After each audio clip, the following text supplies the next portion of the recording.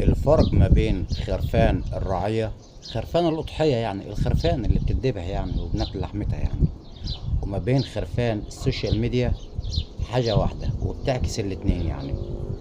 خرفان الأضحية اللي هي خرفان الرعية، الخرفان اللي احنا بناكل لحمتها، لما بترمي لها البرسيم بتاعها والعلف بتاعها بتسقط، ما بتمقمقش، تشد بلاستر.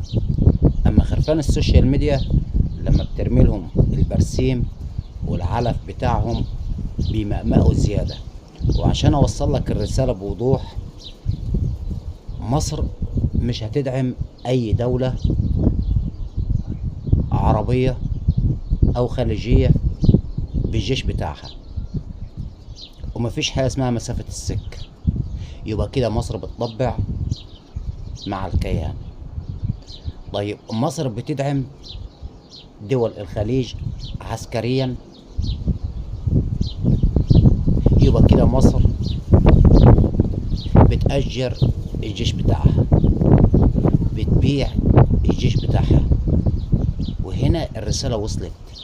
الفرق ما بين خرفان الرعية اللي هي خرفان الأضحية وخرفان السوشيال ميديا، إن خرفان الرعية بترمي لهم الأكل بتاعهم والبرسيم بتاعهم بيشدوا بلاستر.